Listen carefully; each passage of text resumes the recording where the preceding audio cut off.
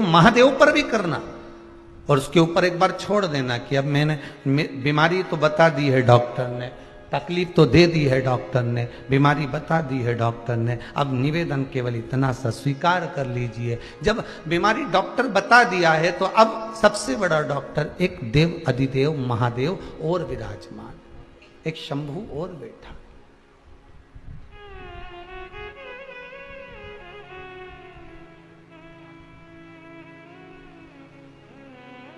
और माना भगवान से अपना दोष भी कहना कि माना हम दोषी हैं, कि माना के मैं पतित बहुत हूं, माना हम पतित हैं, माना हम दोषी हैं, पर पतित पावन तेरो नाम,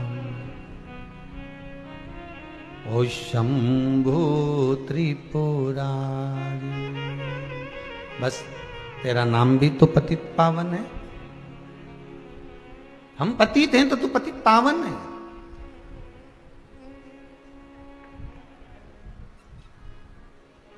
द्रौपदी ने भगवान कृष्ण से कहा, अगर मेरे लिए आप कह रहे हो, आप बोल रहे हो कि मेरा अर्जुन मेरा पति मत तप साधना करने के लिए गया है, आप कह रहे हो कि तप साधना के लिए गया हुआ है। और दुर्योधन ने अगर सेना भेज दी है तो उसमें मैं एक बात तो कहूंगी कि जिसका तप कर रहे हो, जिसकी साधना कर रहे हो, वो बचाएगा कि नहीं बचाएगा? वो बचाएगा कि नहीं बचाएगा?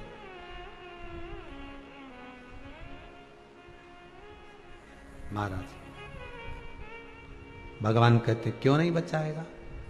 शिव महापुराण की कथा में बड़ा सुंदर संवाद एक लिखा है, यदि व्यक्ति 24 घंटे भगवान का नाम नहीं ले, मात्र एक क्षण भगवान का यदि वो नाम ले लेता है, कितना क्षण?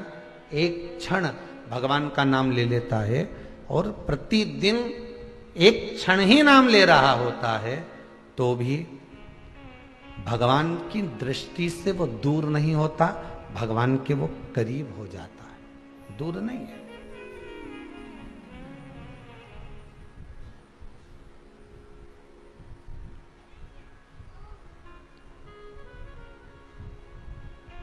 थोड़ा सा पानी लेकर जाइएगा और सरल भाषा में समझिए, थोड़ा सा जल लेकर जाइएगा। प्रतिदिन एक भूमि ऐसी देख लेना, ना वहां पर पौधा हो, वहां पर पौधा भी नहीं हो, ना वहां पर घास लग रही हो, ना वहां दूबा लग रही हो, एक जमीन ऐसी देख लो, इतना पानी रोज ले जाकर एक ही जगह पर रोज डालना, प्रतिदिन। ना वहां पर घास हो, ना वहां पौधा हो, ना वहां पर कुछ बीज हो, तुम रोज पानी डालना, अपने आप वहां पर कुछ ना कुछ तो अंकुरित हो ही जाएगा। और प्रैक्टिकल करने में क्या जाता है भाई, सियोर वाला महाराज बोला है तो प्रैक्टिकल तो करो कि एक जगह ऐसी ढूंढ लो जहां पर मिट्टी में कोई बीज भी नहीं है, कोई पौधा भी नहीं है, कोई दुर्बा भी नहीं, कोई घास भी नहीं। हम तो रोज थोड़ा सा पानी ले जाकर डालो, रोज पानी ले जाकर डालोगे तो वहां कुछ ना कुछ तो अंकुरित हो ही जाएगा, कुछ ना कुछ तो थोड़ा ना थोड़ा अंकुरित हो जाएगा, कुछ निकल ही जाएगा, कुछ एक छोटा सा पौधा निकलेगा जरूर, एक घास निकले, एक दुर्बा निकले, कुछ भी निकले, पर निकलेगा, वो निकलेगा जी, प्राप्त जरूर होगा। उसी तरह आप रोज रोज एक बार अगर परमात्मा को याद कर रहे हो, रोज रोज अगर भगवान को एक बार आप स्मरण कर रहे हो, तो ये पक्का है कि प्रेम का अंकुरित, प्रेम का कोई पौधा और भगवान की करुणा और आशीर्वाद का पौधा प्रकट जरूर हो जाएगा, ये पक्का है। आप उसका स्मरण तो करो।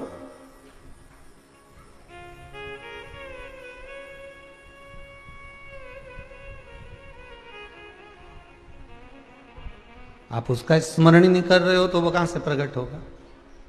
आप तो जादू के चक्कर में पड़े हो कि कहीं मेरे को ऊपर ऐसा हो जाए और तुरंत मेरा काम, नहीं नहीं नहीं, उसका नित्य प्रतिदिन भगवान का स्मरण कर कर देखिए, प्रतिदिन उस परमात्मा का नाम जाप कर कर देखिए, प्रतिदिन उस परमात्मा का स्मरण कर कर देखिए, तब वो प्रकट तो हो जाएगा, कैसे भी हो, अंकुरित भाग प्रकट हो।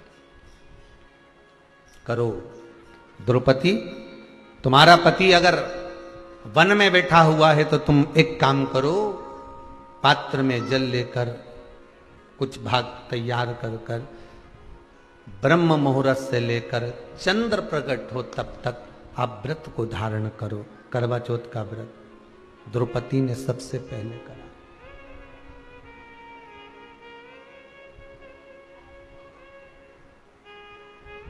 जिस कामना से सेना गई थी दुर्योधन की, कहते हैं द्रौपदी ने जब व्रत धारण कर लिया था और जो सेना कामना लेकर गई थी कि अर्जुन को मार देना है एकांत में, मालूम पड़े अर्जुन जहां तप कर रहे थे वहां किसी प्रकाश को देखा गया, इतना तेज प्रकाश था कि उस प्रकाश की गर्मी जो होती है, प्रकाश होता है तो गर्मी होती है, पर उस प्रकाश की ठंडक इतनी थी कि जितने अर्जुन को मारने के लिए गए थे वो सब की सब वापिस आ गए, पुनः वापिस।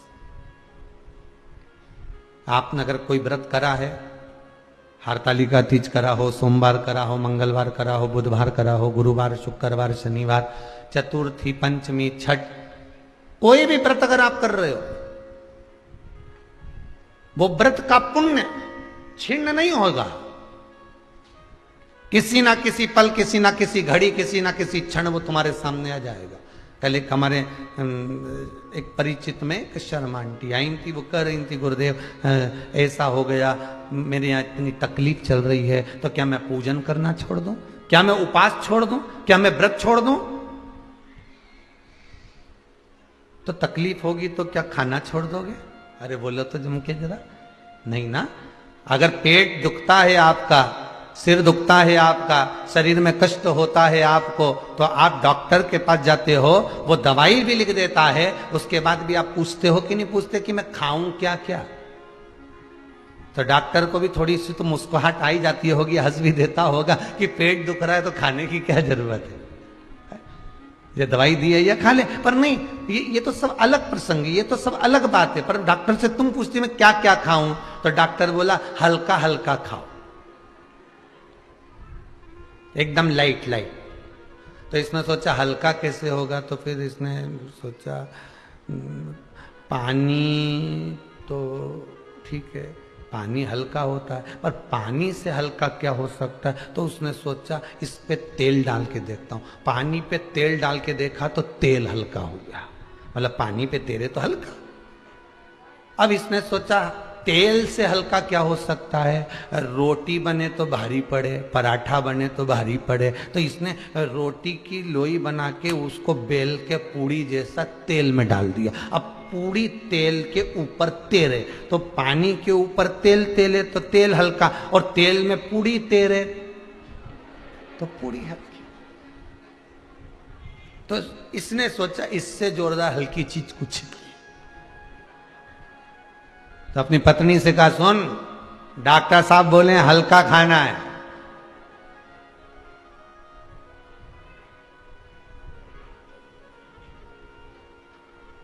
डॉक्टर साहब बोले हल्का खाना है, तो पत्नी बोली मैं तुम्हारे लिए थूली बना लाऊं। तो दलिया थूली, वो गेहूं पीसी हुई, तो थूली बना लाऊं। पति बोला मूर्खों जैसी बात करेगी, थूली तो भारी होती है। तो क्या भारी कैसे होती है? कि बना के देख अच्छा। अब उसने थूली बनाई। अब पति ने कल ला जरा कटोरा में दूध लेकर आ, और कटोरे में दूध लाई, जो थूली डाली तो थूली नीचे बैठ गई। ये देख भारी है कि नहीं। अब मैं तुझे हल्की चीज बताता हूं, चल। अब एक चम्मच तेल ला, हाओ, कटोरा में पानी ला, पानी के ऊपर डाले। एम की वाणी बोलो, समझने वाला जो समझे वो अपने। अब नहीं समझने वाला तो मुंडी घुमाई दे। जो समझ गया होगा वो जानता होगा कि कोट उल्टा हो गया, कोट विपरीत है।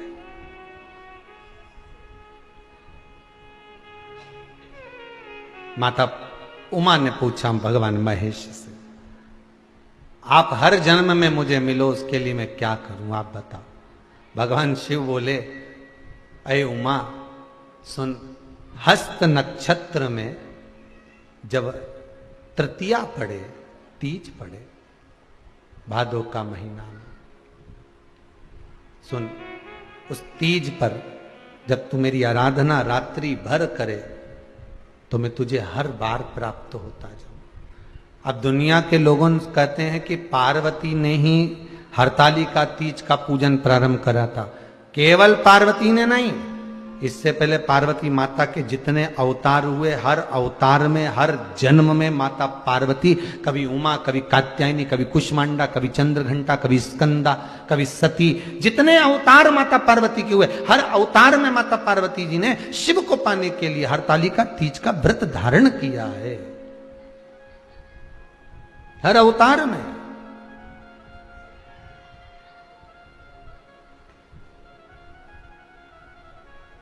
और सती बनकर जब प्रकट हुई, सती बनकर भी उन्होंने जब अवतरण का भाव प्रकट किया तब उन्होंने व्रत धारण किया।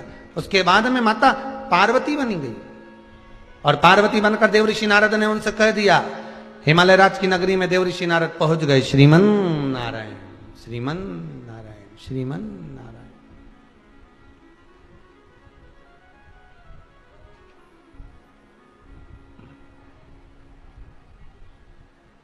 पहुंचे।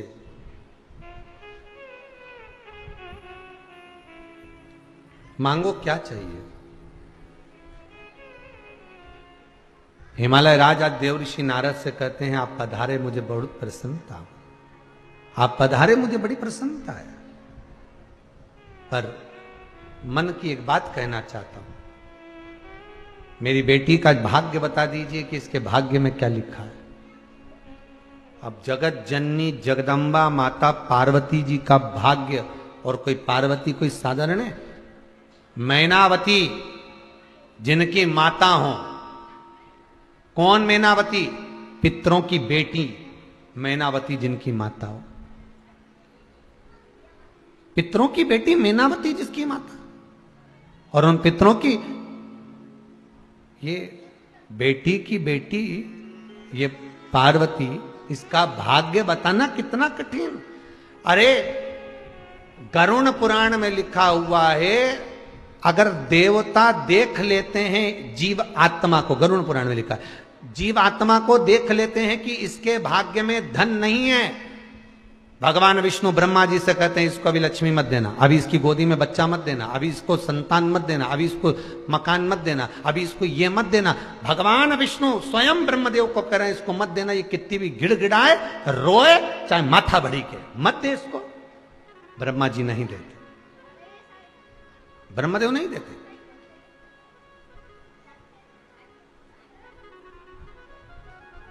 फिर वो रोती है, वो जीवात्मा फिर रोया, किसके आगे जाकर? अब भगवान ने नहीं सुनी, ब्रह्मदेव से कहा मत देना, अभी इसके भाग्य में भी ये सुख नहीं है, मत दो। फिर वो रोई भगवान शंकर के चरणों में जाकर, शिव के चरणों में जाकर रोई।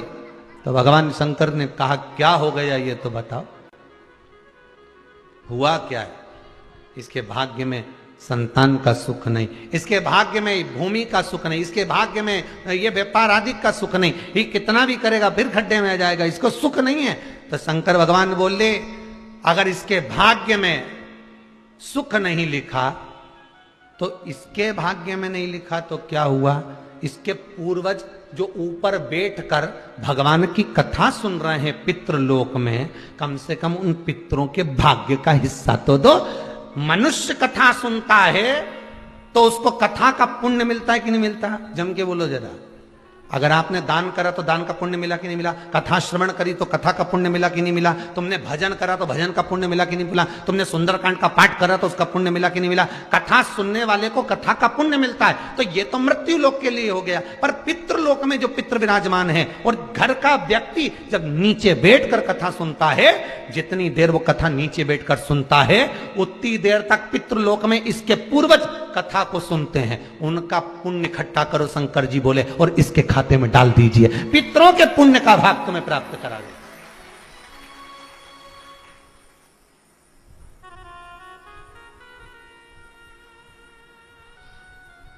बहुत बड़ी बीमारी बता दी, बहुत बड़ी बीमारी।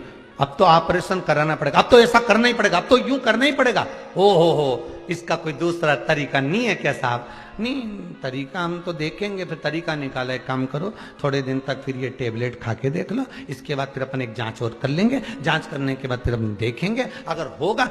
अगर तुम डायरेक्ट उसने कहा और तुम चले गए वो बात तो, पर तुमने कहा डॉक्टर साहब एक प्रार्थना और स्वीकार कर लीजिए कि थोड़ा सा कुछ और देख लीजिए, तो 8 दिन दवाई खा के देखो, फिर अपन जांच कराएं, कुछ होगा देखा जाएगा। उसी तरह जब हर तरह से हताश हो जाओ, दुखी हो जाओ, ना व्यापार, ना व्यवसाय, ना धन, ना दौलत, ना संपदा, ना शरीर, रोग, बीमारी, तुम हर तरह से दुखी हो जाओ, सब दूर भटक लिए, अंत में शिव की शरण में जाओ, शंकर जी से जाकर कहना, तो शंकर कुछ ना कुछ लाइन, गली, क्यारा, कहीं ना कहीं से तुम्हारी गाड़ी को निकाल कर बाहर कर ही देगा, ये पक्का है। भगवान उसे कहीं ना कहीं से निकाल कर कैसे भी करे तुम्हारी गाड़ी को धक्का तो लगवा ही देगा। और बाबा कहीं से भी कराए, पितृलोक से, देवलोक से, कहीं से भी कराएगा, पर दे देगा, उसकी कृपा है, देगा जरूर, खाली नहीं छोड़ता, देगा।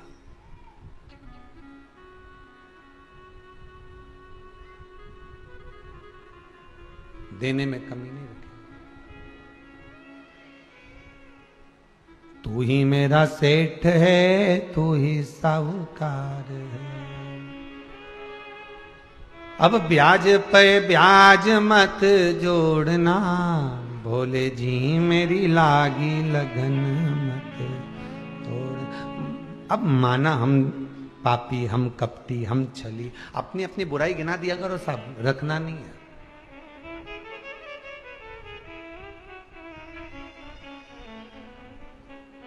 अपनी अपनी बुराई गिनाया करो, बिल्कुल आगे रह कर। भोले बाबा हम तो बहुत झूठ बोले हैं, भोले बाबा भूख लग रही थी ना, इसलिए सबसे पहले खा लिया। तुम्हारा मंदिर ही नहीं खुला था सुबह से, 8 बजे तो मंदिर खुला, तो हम तो सुबह 6:30 बजे उठे तो बिस्कुट तो खा ही लिया, क्योंकि बीपी ऊंचा नीचा हो जाए। भगवान से कहने में क्या जाए, भगवान से कुछ छुपाओगे? अरे बोलो तो चल के, भगवान तो खुद कैमरा है, सब देख रिया है।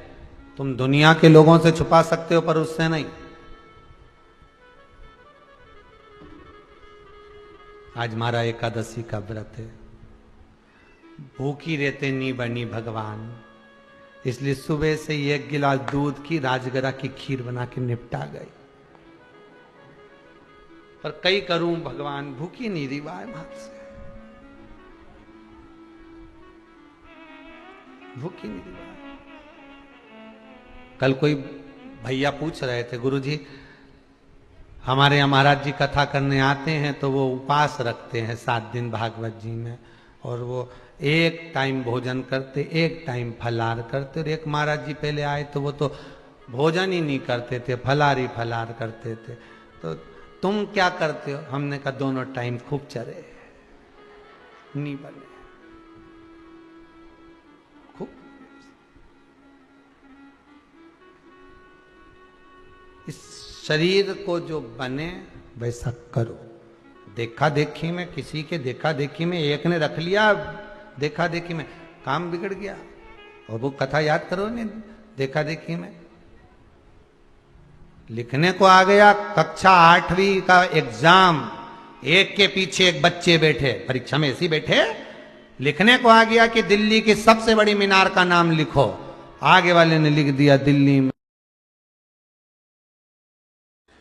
हर महीने की जो शिवरात्रि आती है, मासिक शिवरात्रि जो आती है, आप 12 महीने का नियम बनाओ कि मैं 12 महीने की शिवरात्रि का व्रत करूं ना करूं।